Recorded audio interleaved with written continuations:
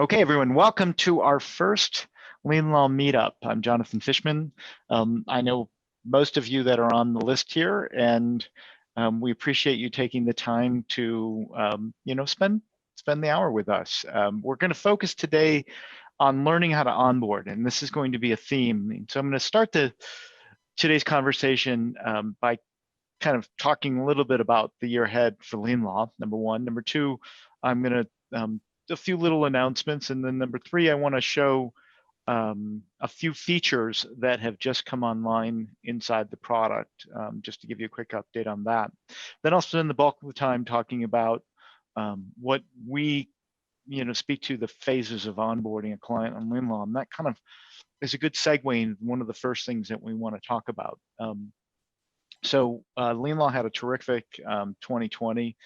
We wrapped up the year financially very strong. Our relationship with Intuit is growing, and we expect a lot with that in the first quarter. So we're just really pleased. We spent our December meetup talking about the year ahead, so I don't want to get into the specifics, but we're really grateful for what happened that year. Please remember that this is meant to be, an interactive conversation. So if someone has a question or wants to comment or whatever, just speak up, and I'll do my best to accommodate that. So, when we look ahead though, from my personal perspective, what I am really focused on the LeanLaw side is trying to bring my team in a position so that they can have what I call high value interactions with clients, and trying to build tools so that low value interactions, how to do a time entry, really basic things, can be more self-serve, and to focus on finding clients and client relationships where they're seeking professional services, and part of that's going to be really a strong engagement with the LAP community, our LeanLaw Accounting Pro community. So what you're going to see in this year ahead is that we want to bring you folks in. Someone's got a little bit of background noise, so I'm just gonna mute some folks just to curb that. So what you're gonna see is a few things happen. One is we're going to get far more structured in terms of bringing people into our LeanLaw Accounting Pro community, going through accreditation, elevating them through the different tiers, and making sure that the LeanLaw Accounting Pros are doing their side, excuse me, of the work to understand the platform. And LeanLaw is putting you in a position, meaning giving you content. And I know some of you have had a struggle as we put out our first sort of beta version of our learning management system, getting access to it. But it's been a focus, it is now a focus in the first quarter to get better at that. So I apologize, but what is going to happen is that we're going to revamp the whole process of how someone engages, and ask some of you who may not have quite the skill level yet to go back in and redo some of that coursework to make sure that you're learning the system. Number two, we're going to get better at bringing the LeanLaw Accounting Pro community into our onboarding process. We want more accounting pros to be connected with these law firms that are coming into the queue. It is still done in a very ad hoc basis, and we want to make that more organic and more opportunistic for both the accounting partner and the law firm, because we're seeing that's a big part of success moving forward. So it's going to take us a minute. We're still a small company, and I know there's been times where we've been a little frustrating in terms of getting our act together. Karen, I know you tried multiple times to get something, and it took us a minute, and probably still don't have it, but we're going to get better. I can tell you it's a focus, and I'm working very closely. Tracy Todd, who is our resident QuickBooks Pro advisor, who does much of our onboarding and will be facilitating much of the educational content, can't join us today. She had a personal emergency that happened that she just had to go take care of. So I'm now leading this conversation she was planning on. So just a few notes on what's ahead. One little update. This is kind of what we're going to talk about from an onboarding. I'm going to pull out of my screen and just bring up this. We will, as part of the content, we're toying with the idea, and I think, of doing less meetups, but shifting the focus so that we do a meetup every other month instead of monthly, doing more webinars with Miss Fogelman. I know some of you have attended my series with her. We have 5 scheduled for this year. You can see the first one is February 11th. We moved the date yesterday. We just felt it was too stacked up to today, and candidly didn't get the attendance we wanted. So we moved it out so people had a little bit more time to take a breath and get ready for the year.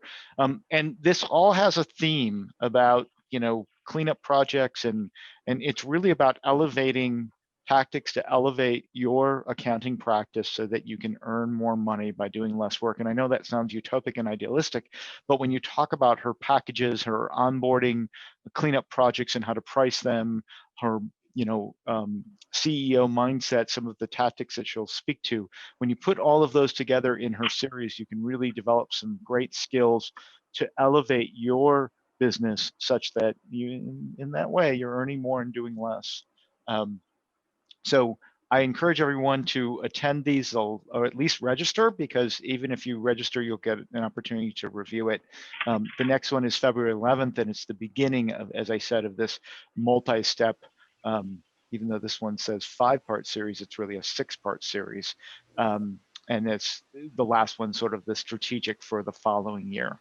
So we'll talk about a strategic plan in October that stages 2022. So I really encourage you all to attend these. Lauren's a great partner. She and I have been doing these conversations for quite some time. So it's very fluid, and it's a nice balance between the two of us, because I bring in the law piece of it from my role here at LeanLaw. Any questions on kind of what's happening? Any comments before I jump into the next phase of the conversation? Okay, I'll move on. So I want to talk about a few little features in LeanLaw that I'm going to speak to. And let me share my screen for you. You know what? I was forgetting that I was showing something on my screen and forgot to share it. So let me just quickly share my screen. Sorry about that. I hope everyone can see my screen now. Is that correct? Can someone just tell me yes or no that you're seeing my screen? And with your screen, you should see a picture of Lauren. Is that right? Yes. Great, thank you, Elizabeth. So here's this 5-part series that you can see that I was mentioning, and I'll send this link through the chat to everyone in the group so that we have it. Let me send it to everyone. Thanks, Lorette, for that. Here's the link to sign up for that Lauren's series. So let's head over to some new stuff in LeanLaw. I'm going to start with talking about a new report that we put in place. This is important. This has been something that has been long on the to-do list and really should have been in the product much earlier, but it is really what we call write-down adjustments. And we see it both by client or timekeeper productivity. And what that means is when we look at timekeeper productivity, and it's a new feature, so let's go back and look at all time. What we have to do, we have the ability is to write down someone's time. And what I mean by that is many times when an attorney is looking at an invoice and they look at a specific hours for a particular user, you will see time that needs to be quote unquote written down. And I'm not looking something, I'm in the wrong, bear with me for a second, I'm in the wrong count. So when we look at the timekeeper report, we want to say, hey, we can't bill this client a certain amount of money, so I'm going to write down this time. And what I mean by that is we're going to say, instead of billing 4 hours, we're going to bill 2 hours. And we need to be able to we need to be able to track the 2 hours that gets billed to the client and the 2 hours that didn't get billed, so we can look at it in terms of productivity for the end user. So when I look at all time, hopefully I have the right data set here. I have too many demo accounts. You'll see that, and I'm going to demonstrate how this works. You'll see that when we look at Miss Harrison, she billed 13 hours. We adjusted it down by 2.1. So the billable hours, so tracked was 13, billable was 11.1. And we can see the value of that adjustment there. This becomes very important in managing the essentially utilization and productivity of a particular client. When we click into that, we can see what matters Miss Harrison at the client or matter level were written down. So we can see that that negative came here, where that negative came on the York company, and we can actually see it was this particular matter. And if we click into it, we can actually see which specific time entry got written down.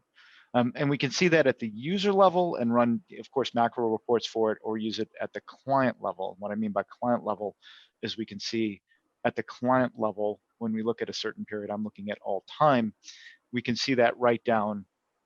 You know, if I'm just going to sort here by who has the most adjustments, and it's the York company, and I should have more data here, but we can see that number is 3.2, and you might have some baseline averages. So where do we mark it down?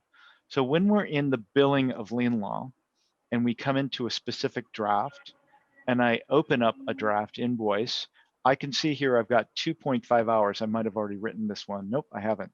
And the attorney might say, hey, I need to write this time down. I can only bill an hour for this. So when they change that time entry in the draft invoice, you will see 2.5 will be tracked for this user Fred, but only one will be billed. And we will see that in two lenses, two reporting lenses. The first, of course, will be for the user, Frederick Taylor, but the second will be for the client, this Morello Asset Management, and this matter, this shelf acquisition. So this has become this was a very important feature that we needed to add for mid-market clients when they're looking at their staff and understanding, hey, we have to, how much time are we writing down on the client level or on the user level? So again, in any time entry, when we write it down or when we bring it to a lesser number, we're going to track what the original number was, what was put in place. When we see that, the reports for that are under these productivities and adjustments, and we can see it by client or we can see it by timekeeper. And when we click into the timekeeper report, I'm just going to go to last month.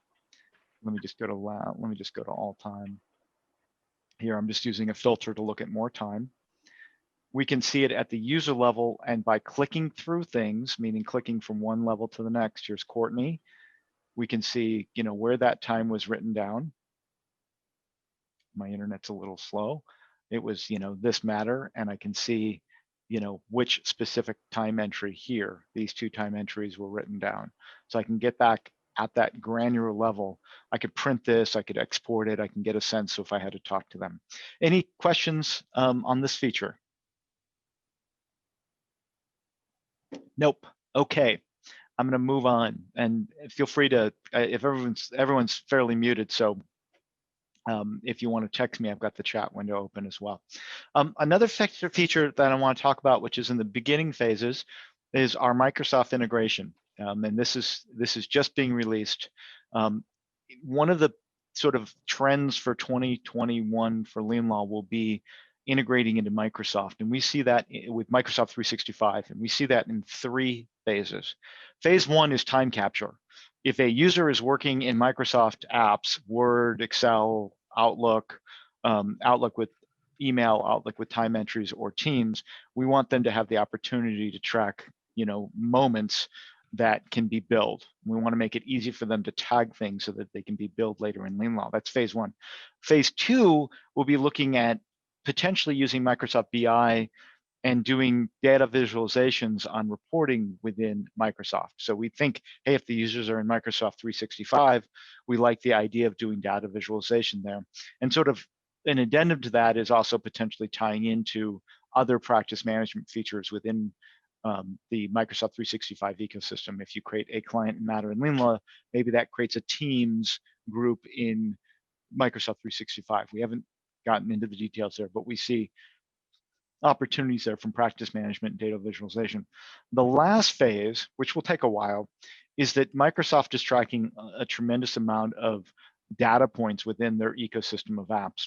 And we're very curious to look at that activity at the tracking level and tie that back into a client matter architecture and an employee architecture, such that you could start answering questions about what's the real load of time that went into a particular client at the user level. So that's kind of where we're heading with it, but I'm going to show you the very first nuance of this. So if I were to open up my Microsoft environment, I'm just working on the online version, this would work with Outlook or the online version of Outlook, and I go to the calendar, and I look at a particular appointment. So I create an appointment, and I say this is the LAP demo meeting. And I use this more options feature and categorize this to LeanLaw and click save. So we can see this is a 2-hour meeting, LAP demo, and this is the normal thing. So someone could look at their calendar and either convert things later or tag it in real time. So this is their live calendar. They see it on their phone, their computer. When they come to LeanLaw, and let me get into the right account. I've got to make sure that I'm in the right place, so bear with me. I'm going to bring this over. When they come into LeanLaw and they go to their Office 365 events, and we pull this up, hopefully this will work. I have to use 2 different flavors of LeanLaw right now to do this. And it's, of course, when I'm demoing it, it's not behaving. Oh, because I'm in the wrong. Let me get to the right one. Hold on a second. Sorry.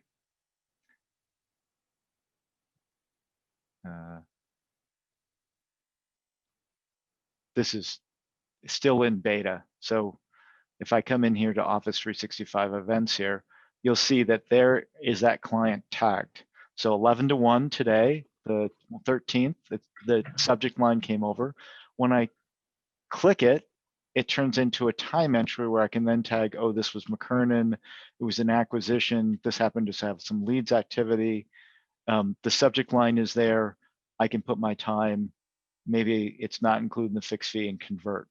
So that just took something that was initiated in the Microsoft environment here, right, under calendar, and we tag something. It turned gray from green that says now it's been processed, but the idea is that we can look at our calendars and be in here, tag things, and then at a later time within the LeanLaw environment, convert those over as needed. And we'll see if there's multiple attendees, all the different attendees in there. That's the beginning of this. We're going to see the same thing in Outlook for email, the idea that someone can tag something in email, calendar, and the other place that I'm really wanting to put some tentacles for timekeeping is in Microsoft Word, because lawyers spend so much time in Word drafting memorandums and other things like that.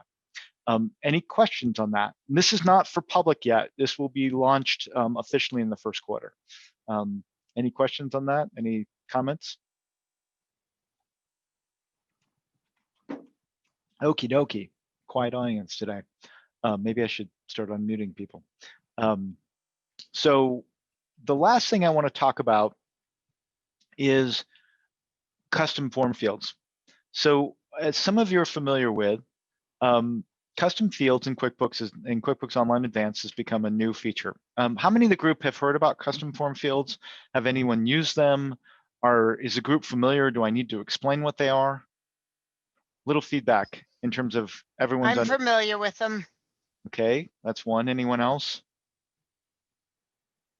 Okay, I'll just assume I'm going to start a little bit on the basic side because I want people to understand them. So historically, when we looked in QuickBooks, we had these things called, classes, which I'm sure everyone's familiar with classes.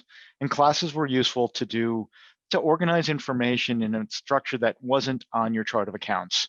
So instead of doing lots of sub accounts on chart of accounts to get certain identification and reporting, you could use classes as an alternative tool to organize information for reporting. Commonly, before LeanLaw, many law firms that we knew used classes to track income by attorney. So they could class it by each attorney, so they could look at, billed income by attorney. But classes are constrained in that you can only have one class on a line item. You can't take, if you classed an invoice, you couldn't class it with multiple tags, multiple classes. So it was always constrained. It was always constrained in terms of how dynamic they could be. In addition, QuickBooks had this under their custom form fields, had sort of, if you remember, under custom form fields for invoice presentation, they had areas where you could put certain custom fields on the invoice, and we, LeanLaw, used it to put like the matter name on, or the responsible attorney. And in QuickBooks Online Advanced, they introduced this idea of custom form fields, and they're meant to be more dynamic in terms of being able to tag and track things, and they're in their infancy. And in the fourth quarter, LeanLaw had the opportunity to be the only developer to be allowed access to the API to extend its functionality. So I'm just giving you a very early glance as to what that looks like. And this is rudimentary, so bear with me. When I look at a custom form field, there are a few different types of them. So I name it, I select a different type, and they can be just a text or a number only, date, or a drop-down list. And in LeanLaw's instance, we're using mostly a drop-down list. And I can select is it for customer-based, transaction-based, or vendor-based. So you could think, hey, I want to tag my customers by type. So I could create a custom form field that says, for my customers, use a drop-down list, and these are A customers versus B customers versus C's, and maybe run some reports downstream. Then in the second phase, or the second section, we say, well, where do we want to tag them? You know, these are the sort of instruments or vehicles within QuickBooks that I want to tag custom form fields with. And in some of them, it says print on form, meaning, print a certain field on a form. And we say, okay, that's going to be on the top, printed when I print that form electronically or on paper. So how does this all translate into LeanLaw? Let me say yes. If I drop into this, we might want to put practice area. So in LeanLaw, we have practice areas that we define, and we can say in QuickBooks, we have a practice area, it's a drop-down list, and these are 4 different types of practice areas. We also might want to say responsible attorney. You know, who's the responsible attorney for a particular matter? And we again use this idea of drop-down lists, and we pick which instruments that we want them applied to. So on an invoice, we might want to know, who is, who's the responsible attorney, who was the originating attorney, who was the practice area. And in doing so, we can run reports from that in QuickBooks, and that can potentially be very powerful because you can have multiple parameters on a report. For this responsible attorney, under this practice area, tell me how much was collected. Now, LeanLaw does some of this natively already, but now it brings it into QuickBooks, so you have the full chart of accounts and other opportunities to tag this. So how does this look like in LeanLaw? And the challenge with practice areas is that compliance. If you expect someone to tag every invoice, every transaction, that can be very problematic. So what LeanLaw allows you to do, I'm just going to go to my settings here, and under settings, I'm going to go to either reports or go to QuickBooks. And now we have this new setup custom fields. And what LeanLaw is doing, of course, it broke on me. Let's see if I can get this a different way. I apologize. This is a demo account, and sometimes things break. Let me make sure I'm in the right environment. Let me try to get it from reports. See if I can get it here. Let me try again. See if I get an error again. Let me try it one more different way.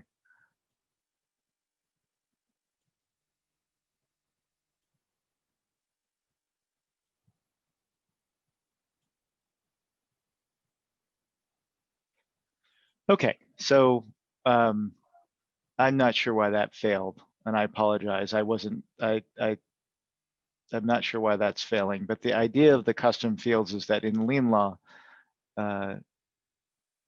geez, why is that?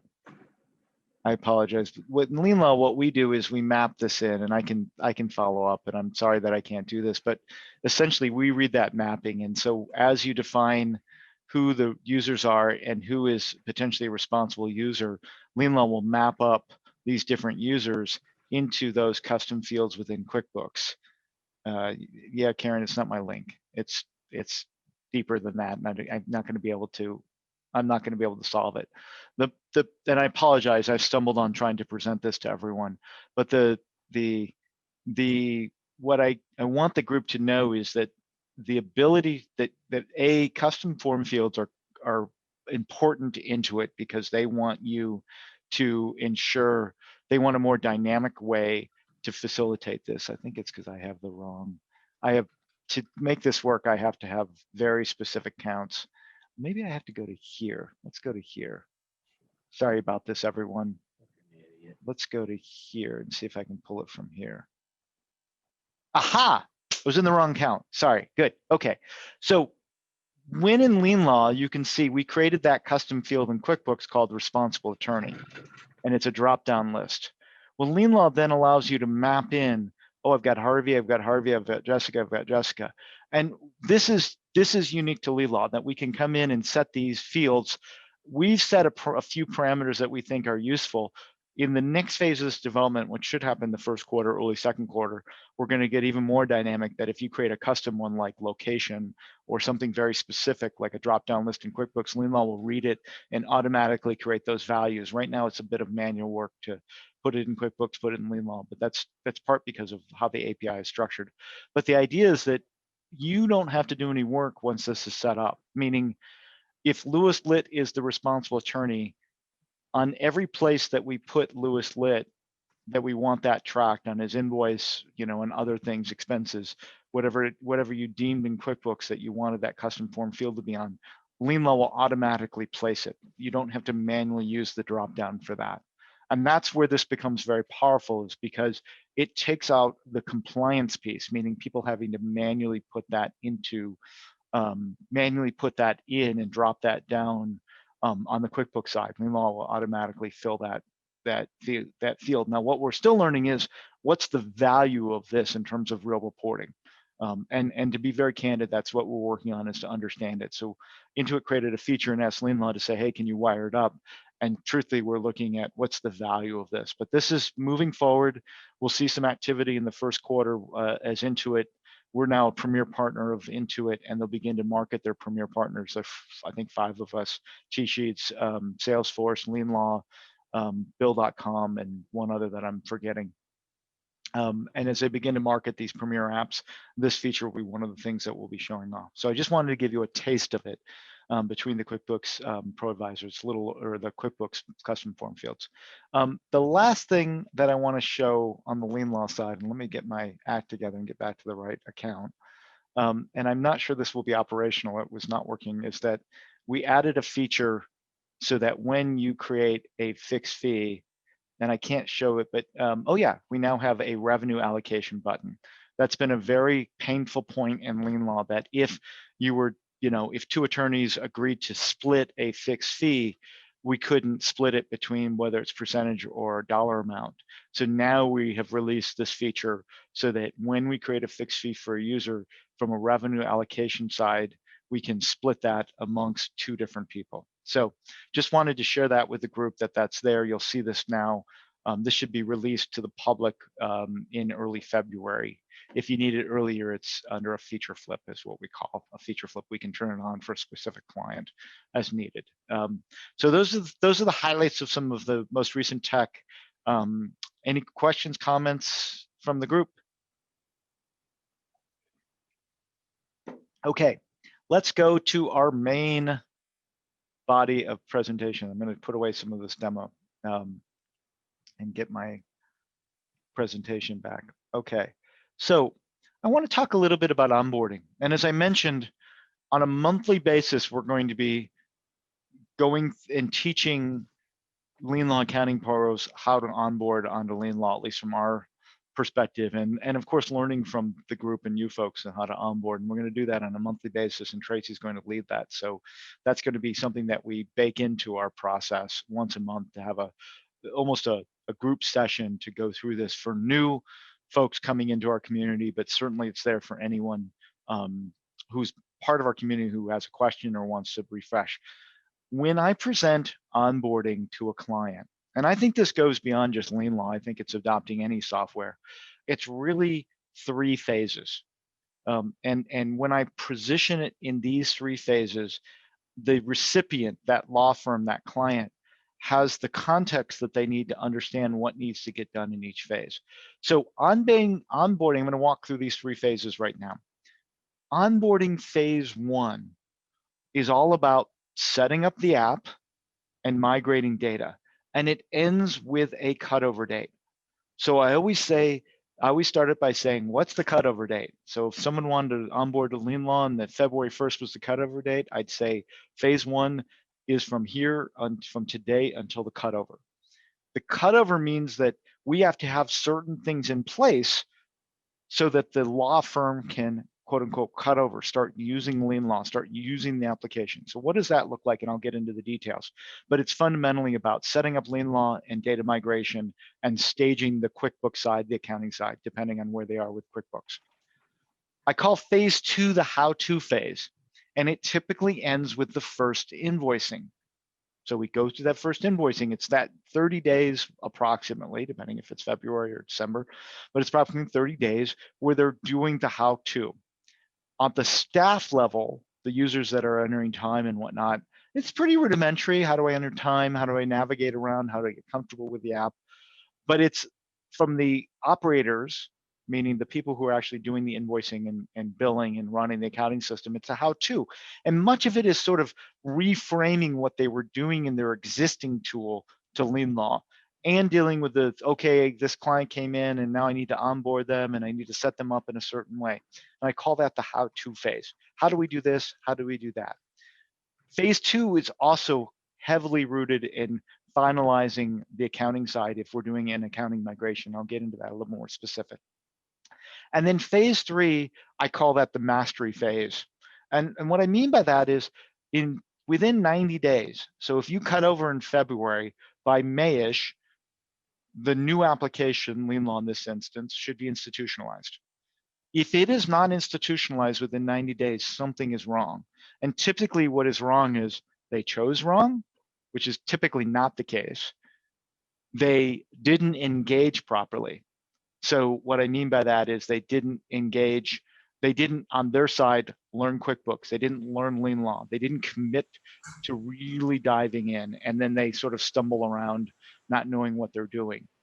So within 90 days after that first invoicing, which typically is 2 to 3 invoicing, they should have memorialized, institutionalized LeanLaw.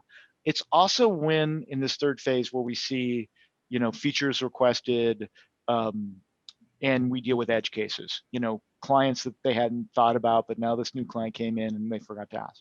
So let's look more closely at phase 1. So what are we doing in phase 1? Phase 1 is the most intensive. And I say most intensive because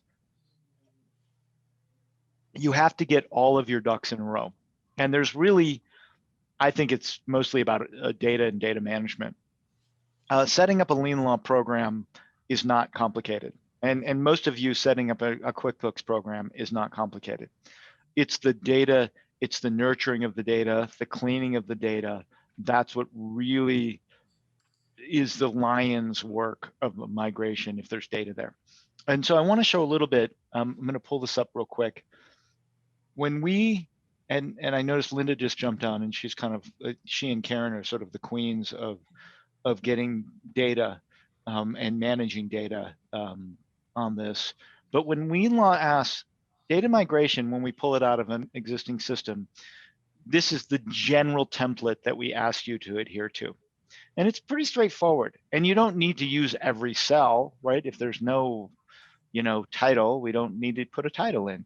But the idea is that we just need, a system like LeanLaw and most other systems just need it in some Excel/CSV format. And so we have to get it out of the old system in that. And that data kind of process takes, 4 steps, and I'll get to those steps in a second. But when we look at it, typically there's an ID for a client, there's a company, there's a first name, a last name, a title, and other address information. The matter side or project side is more difficult. And when I say more difficult, I mean tends to have more nuance, and that takes more cleaning. And in here we want, we need a client ID, client first name. So we need to match up that same client that we had on the previous page in the client template. We need to, ensure that the client information is there so we can match it properly with the matter when we import it. But then we get into, and this is important, who is the responsible attorney? Who originated it? Is there a practice area? Was there a referral? Were there adverse parties? Are we getting into some, conflict check data? Are there notes? And then there's some custom areas. And these follow the LeanLaw sort of model. So sometimes there's a discussion and a negotiation about, okay, what are we going to use? We've got these weird notes. Where we put them? Should we put them in notes? Should we put them in billing notes? And that's just a conversation we have around data migration. But it really falls into these patterns. And the phases are, one, we extract the data. We say we, sometimes we call on a partner like Karen to help us do it with time slips because she's just an absolute expert on it. Sometimes the client does it. Sometimes it's really hairy because you come out of a system like Juris or even PC law, where you've got some underlying like SQL databases, that gets tougher. So data extraction sometimes can be very difficult. Or if you're coming from a more modern system or like a tabs 3 environment, it can be very easy. So it just depends on what the client is. Once they get the data, it's got to be structured in some Excel file. It needs to be cleaned by the client. It's uber critical that the client participates in the process of cleaning it. For obvious reasons, bad data in is bad data, right? So this is an opportunity, and Excel is always the easiest mechanism to clean the data. It's much more difficult to do it in whatever application, LeanLaw, Clio, whatever it is, once it comes in. So the law firm has to internally clean, and the law firm, and I know Linda will attest to this, can be super slow in responding, because it's not even just the operator who's sort of leading the data side.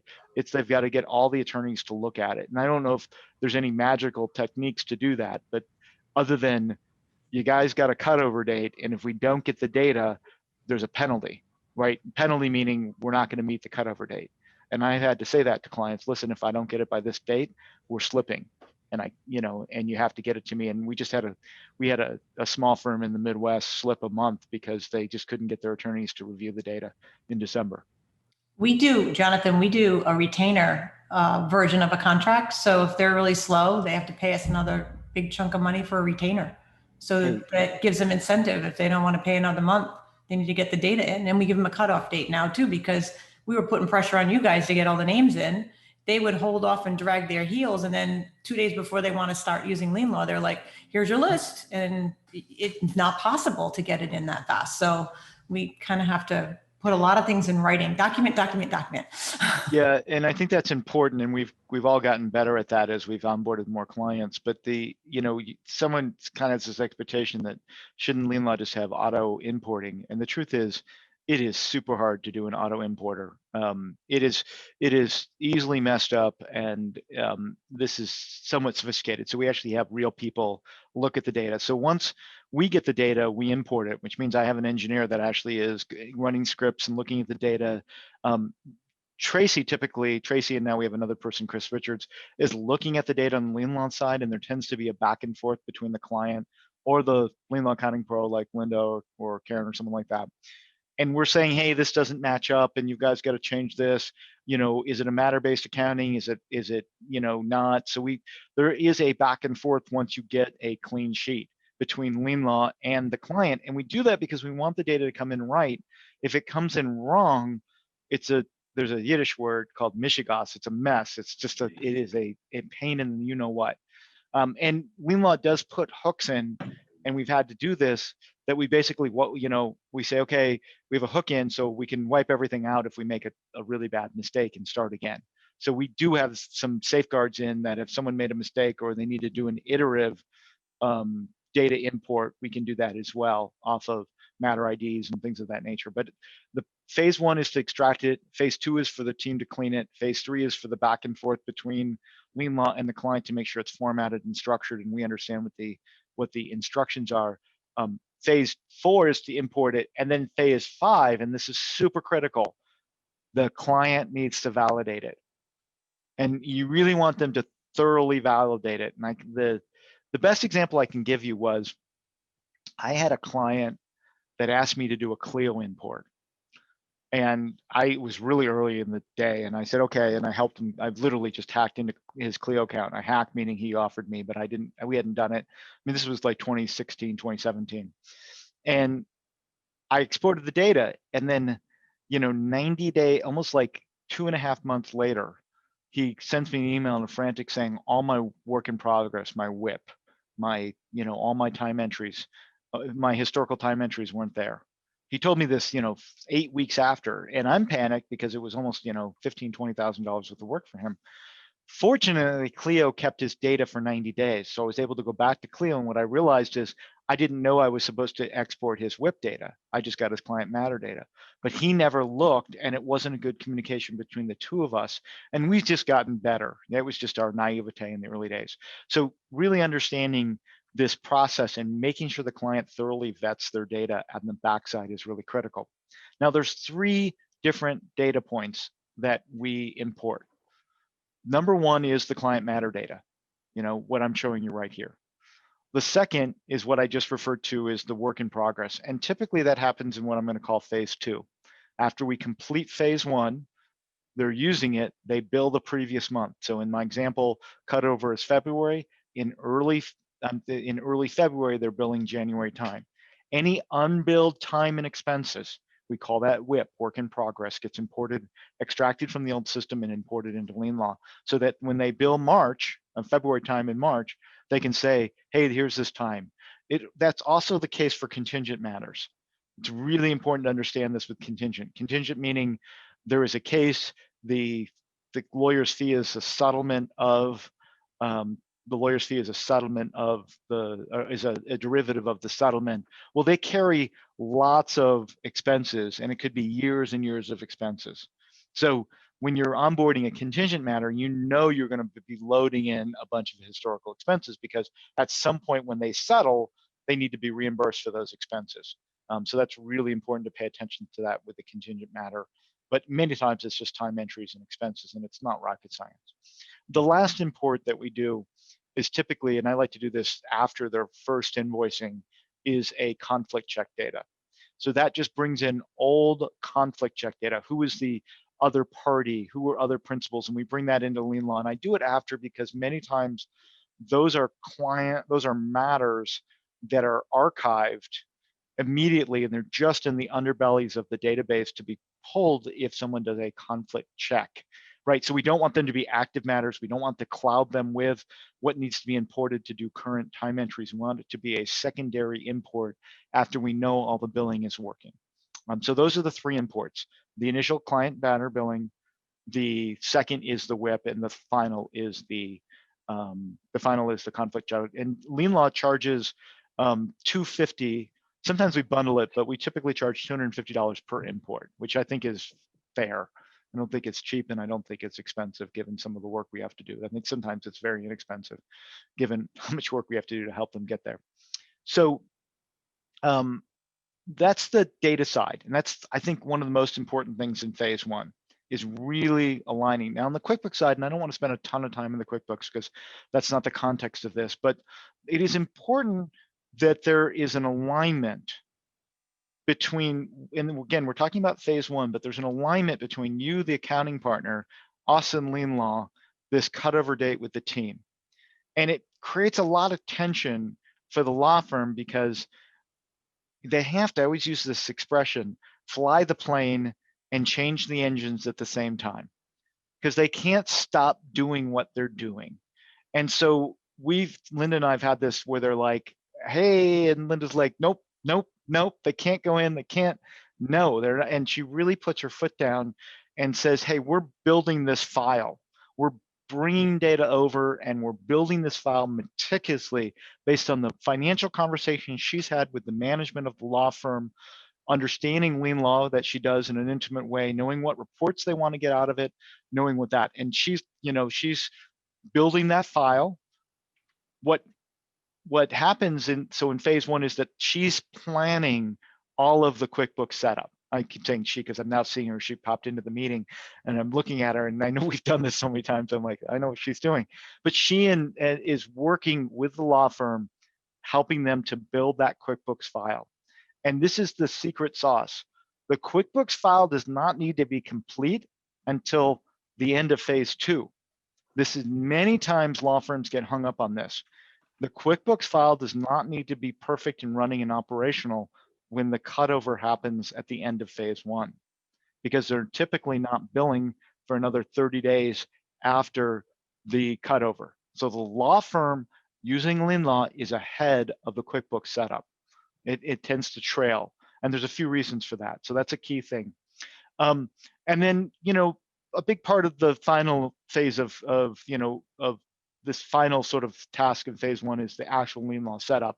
And I'm not going to get into that quick start here and go through all the settings, but it's really going through each of the LeanLaw settings and saying, how do we want to set this up? And in many times we do that live with the operator, with a law firm manager, because there's some reporting decisions that happen and some matter IDs, and we want their voice to be in it. And then of course the outside accounting pro. Those 4 voices are there. Why? Because we're making decisions about how the matters are set up. We're helping them understand what a responsible attorney is, what an originating attorney is in lien law. And then we're making decisions on the accounting, how we're setting up compensation tracking, how we're setting up client versus matter accounting in QuickBooks. And so that's where this partnership happens. And in many times, you folks are actually translating, because you know the firm so intimately, some of the things and phrases that we're saying, but that's part of that conversation. The last thing that happens in phase 1 is team training. Now, we don't always do team training, and it's typically part of our paid sort of premium onboarding. But what it is just a very simple 45-minute sort of webinar-like format where we introduce lien law to the law firm, we show them how to time track, I show them a few key reports and get them ready for that. So when they, and the next step from that meeting is for them to all log into lien law. So that's sort of the end of phase 1, is that we've set up lien law, we've imported the data, we staged the QuickBooks side, we've got the team in lien law, and we've done some basic training. That's stage 1. Okay, any questions on that before I jump to stage 2? Nope. Okay. Oh, look, more stuff in lien law. Yeah, so we had someone built this. So we this is an important one. We add lien law payment. We want to get paid. Users training sessions. Let's go to phase 2. So phase 2. The most important part of phase 2, which can be the most laborious part from the lien law perspective, and this plays into the accounting. When we do the final billing from the old system, remember in early phase 2, I said phase 1 ends with the cutover. Now we're in phase 2, the first month of using lien law, which ends with the first invoicing. In my example, I was saying we started using lien law February 1st, which means that starts phase 2. So in early February, they're going to do January's billings. And what that does is give us 2 ledgers. What are the accounts receivable balances, the final AR balances from the previous system? And this is assuming QuickBooks is not in play in billing out the final system. So just understand that. Sometimes QuickBooks is there and those clients are already in QuickBooks, but in most instances they're not. So we're having to build the clients in QuickBooks, pushing those clients from lien law to QuickBooks. And then we need to know what the AR balances are, what those opening balances are. That's a critical ledger that we create. And we only know that once we've billed out through the old system, in, again, in this example, in early February for January billing. The second ledger that we do is the trust balances and the trust accounts. We need to know, as of January 31st, what did the client owe us and what did this client hold in trust? Now, there are a slew of other QuickBooks tasks that are being built up based on how historical the data is and the chart of accounts and setting up payroll and setting up payments and all the other things that you guys know about in terms of setting up a QuickBooks. For I'm not going to cover that here. I'm being specific to the lien law side. And what someone like, Linda does is she gets that AR balances and she needs to build out all of those balances. Why? Because when lien law does that first bill in early March for February, using this example, it needs to say, what was the previous balance? What did they owe us? What payments did they make? What new charges do we have? We need that little statement.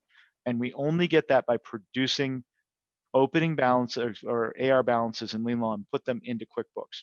Lien law immediately see those balances, and there's different ways of doing it depending on how you want to, and considerations for compensation tracking. Meaning sometimes we run them through lien law as sort of fixed fee bills, meaning we take, if the client owed us $100, we create a fixed fee bill with a bill date of January 31st so that it produces in QuickBooks so we can track and tag that revenue to a specific user. Because lien law wouldn't know who that user's revenue, we know who the client would be, but we wouldn't know the user revenue. So there's just some compensation tracking considerations with that, but mostly we're building a ledger of AR. And then the second phase is we're building a ledger of trust balances. That's the big accounting task that happens in the first part of phase 2. As I mentioned, in phase 2, we're learning how to use lien law. So expenses are coming in, we're adding some new clients. And this is really important. I really can't urge this enough. When you're onboarding clients and you have an expectation that they're going to do certain things in QuickBooks, these law firms need to learn how to use QuickBooks. They don't need to be experts in it, but I advocate that they take training, that they learn this. The biggest source of tension that we get at LeanLaw in terms of feedback from our clients is that they struggle around in QuickBooks. So I, in the sales process, advocate that the law firm gives the space and time for those people that are responsible to be doing the invoicing to learn how to use the fundamentals of QuickBooks. And I can't emphasize that enough. Unless your clients are never going to be in QuickBooks, I would always encourage them to do QuickBooks training. And whether that's, Hector Garcia's, online YouTube channels, whether that's structured paid learning, however, there's different ways of getting that training, but you need to advocate that they learn the fundamentals, because they'll come back with a level of irritation or stumble around and start doing something. And I think Linda wants to comment on that, because I think she's experienced that. Yeah, I can tell you that there's links in the Intuit community that there's little 5-minute videos. We use that in the very beginning when you're starting to get the whole file together. A lot of times the client just wants to do something. They want to get in, they want to do something, and you're trying to keep them out of that file that you're rebuilding. Never, never, never let them in until their past numbers tie back to the new numbers so that they marry together and you've got a balance sheet. Here's your old one, here's your new one. They match, make them sign off on it. But I give them those, and I give them a demo file, that stupid little Craig's Landscape one to play in, the one that resets. So that way they can start to learn it on their own. And then, of course, if they're in QuickBooks Online Advanced, they have that ability to go with the Ask the Expert and get information on how to do processes in QuickBooks included in their program. I always let them know the caveat. This is not somebody that you're going to ask a question on, how do I get this out of LeanLaw, because they're not LeanLaw experts. You go to LeanLaw for that. If it's an accounting question, don't ask them that there either. It's just, they're there to teach you QuickBooks. But if you give them that in the beginning of a migration project, that gives them something to do. And then a lot of them don't do it at all. And then if you come back to it, they'll say, did you go through those videos that I gave you? They're all little 5-minute ones, but it's a way to keep them busy and give them something to play around in the file. So I highly recommend that. And the fact that if you're rebuilding AR, to go back a little bit to what you said about rebuilding AR, thank you, LeanLaw, thank you, Fred, thank you, developers who have now, we can rebuild AR in our new file, and it's now seen in LeanLaw, so they can pay it inside of LeanLaw. You can see it. You still have to, it's a little bit of a different process, but you can see it. Whereas, you don't have to make them all in LeanLaw, although that's the best way. If you can do like the fixed fee and just recreate them there, that's the best way. But if you're importing a huge amount of open AR, and we've had so many conversations with clients, they'll say, on cash basis, I don't have AR, but they do. They're cash basis at tax filing time, but they have open invoices when you do the migration. So, that's a different conversation to have, but hopefully that helps anybody who's going to be doing this kind of work to know that these are the conversations and the kind of the tips that we use to kind of keep them busy. Yeah, Natasha asked, I'm going to paraphrase it, but she's asking, do you ever have your clients only use QuickBooks and only use LeanLaw and they're in QuickBooks? Absolutely. All the time. 100%. And LeanLaw, the spirit of LeanLaw is that. But when you get to a larger firm, like I'm thinking of a firm that Linda and I both worked on in the Midwest, and there's no way in the way that LeanLaw operates that the firm won't have to go, meaning the operators at some point won't have to go to QuickBooks in some level. And I've told principal attorneys, meaning the partner, the guy who owns, the woman or man who owns it, and I say upfront in sales, you need to give, Jenny, whomever, the space, the time, the resources to learn this tool. It is not fair to put that person in a position that you're going to ask for something later that has nothing to do with LeanLaw and say, I need this thing, and you didn't give them the time to train it. And so I think it's really important to build that, whether you do it through Linda's method of little small book notes, or you encourage formal training. And I say it point blank. Thank you, Jonathan, because all too often that is not understood by the firms, and having you support it is very important. Yeah, I'm a big advocate of it, because I've seen the back end of the tension of firms that don't embrace it because they just think, oh, it's QuickBooks, it's easy, and the truth is, it's not a complicated tool, but you need to know some basic fundamental things. And you can do that too. You can support them afterwards. Like a lot of times they'll be like deer in headlights, like, okay, we've done the training. We've already done a month together. We're all done now. And we'll offer support ongoing because there's so many crazy scenarios that can come up. But I try to tell them, like, don't be asking LeanLaw accounting questions. They're there to help you with the program. They're not there to answer every question on an IOTA account that they have no clue. They can't see the other side of it. So Yeah. you have to make sure that they understand that what the role of each person is. And then we're here to support. And it's another service you can sell as an accountant, supporting the client after the fact. Yeah, I've actually had to go in and reconcile IELTS accounts with some people because they have questions. And but the note to you folks is advocate for training in QuickBooks. It's important and it's long-term success. Even if don't expect the client to be there, like just, that's one thing. But if they're gonna sort of dabble in it, train them properly or help them seek training. Let's talk about phase 3. The end of phase 2 is really QuickBooks is now online. The balances are in, the trust balances in. Now we're coaching them on doing the first invoicing process. So we're making sure that the invoice template is set up correctly. It looks right. We're making sure that they understand what that invoicing workflow is. On the client side, LeanLaw is also doing, and again, this is a form of a premium service. We're meeting with the attorneys. We do this about a week out or 10 days out before the first invoicing. And what we're doing is, hey, how's it going? But mostly we're saying, here's how you get ready to do your monthly invoices from the lawyer's perspective, what they can expect in the invoice review, how they can interact. I showed you earlier in the meeting how you can go into a draft invoice. We cover reports, and I show them, accounts receivable reports. I show them, their billable reports, attorney compensation reports. I get into the weeds because many times law firms get frustrated, and we're running a little bit out of time, so I'll get to phase 2 really quickly. They get frustrated because they don't think the data is there, but really what happened is they just don't know where to look because it's a different system and they had institutionalized some other system, or they're so accustomed to some assistant handing them a piece of paper. So we spent some time, and I think it's important that in phase 1, if you identified what the most important reports are, that in phase 2, you cover how those reports look in LeanLaw, especially if there's live data from that firm that you can show them. And in phase 2 ends with that first invoicing. We've sent the invoices. We've done that. When we get to phase 3, it's really about the institutionalization of it. And as I mentioned, Linda just said there's after the fact they ask questions, learning where to ask the question and where to effectively get the answer. It's advanced reporting, and this is important. Many times the law firms will come in and say what reports are important to them, and the majority say the most basic things. How much does a client owe me? How much does the firm owe me? Meaning, how much was my compensation? And you need to identify sort of what I call the blocking and tackling reports that the law firm is expecting in phase 1 so that you can produce them at the end of phase 2. Whatever those reports are, those ledgers that they expect to get. But here's the opportunity, and this is the opportunity for all of you. Once you've accomplished that, whether it's using advanced custom form fields or using some of the advanced features in LeanLaw, it's what data can you help them bring insights to, because questions they're not asking.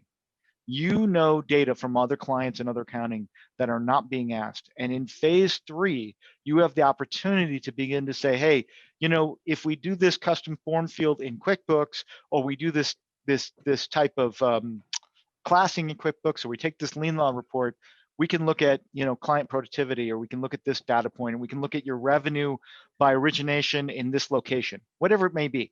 But that's in phase 3 when you can get more sophisticated in not only what data you're helping that client to produce, but how you visualize it to them, dashboards, etc. And so I just want you to keep your mind on that, because it's another value add that you can have as a community, this advanced reporting. But you don't want to start with advanced reporting because it sort of dilutes and gets them confused as to the basic mechanics of what they're looking for. The other thing that we get in phase 3 from a LeanLaw perspective, and I think a lot of you folks who've worked with us understand we really listen, is what features you need. And we will always listen to features, and in many instances we'll build those features. It just may take time. That feature I showed you earlier about splitting a fixed fee, I can tell you the attorney that asked for it, and I can tell you, that I actually made Fred, our CTO, write him an email because we were clearly late in getting it to him, and said, hey, Chris, I'm sorry it took so long, but here it is. because that guy asked for it. And now it wasn't just him, other people asked, but Chris asked for it and we delivered it because he needed it and it made sense to us. So once they've gotten used to LeanLaw, that's when the feature requests tend to come out, and we're really willing and able and willing to hear that. So, and again, I really want to emphasize that in phase 3, when you get to that second, third, fourth billing cycle, if they're struggling still, something's wrong. And typically it's engagement. The firm did not institutionalize QuickBooks and institutionalize LeanLaw. It's not, I mean, I hate to say it, I'm not trying to displace the blame, but we've seen it. It's not because LeanLaw didn't train them or the Lindas of the world didn't do their training. It's that they didn't take the time to do their part. And that's where you have to kind of pull it back, have a meeting, say, where are we pain points, and really take the time, because that's in phase 3, when it goes south, it can get very tenuous and get very frustrating for all parties. And you need to be proactive if it's quote unquote not working. And that's what we've seen. And once you get beyond the 90 days of phase 3, it tends to be smooth sailing. And then it's about, just building, and they're growing. And now you can think about, I think you can think about adding other things into the QuickBooks ecosystem, maybe an accounts payable tool like Bill.com, maybe get smarter on receiving electronic payments. There's different things that you can do in phase 3 to build and make the firm smarter and more efficient from a finance standpoint. But you have to get the fundamentals done in phase 1 and phase 2. Okay, we're at the hour. I'm sorry I'm 2 minutes late. Linda and Karen, thank you for your contributions as always. You know how much I'm grateful for it. And thank you all for attending today. This is going to be a theme of ours, so I hope you guys don't get too bored with it, but we want to help people get to know LeanLaw and help people advocate for it. It's important to us. With that, we want to keep these features coming, and we want to help you grow your practices. That's a big tenet, and you're going to see that in spades in the LeanLaw accounting program in 2021. So I wish you a wonderful year, a good and happy new year to you all. Thank you for attending. And if you have any questions, any comments, please just reach out to me directly. I'm really happy to answer them. And I'm going to end the meeting now. Hey, Linda, I'm going to call you because I got to check in with you. So take care, everyone. I'm going to end the meeting now. Bye-bye.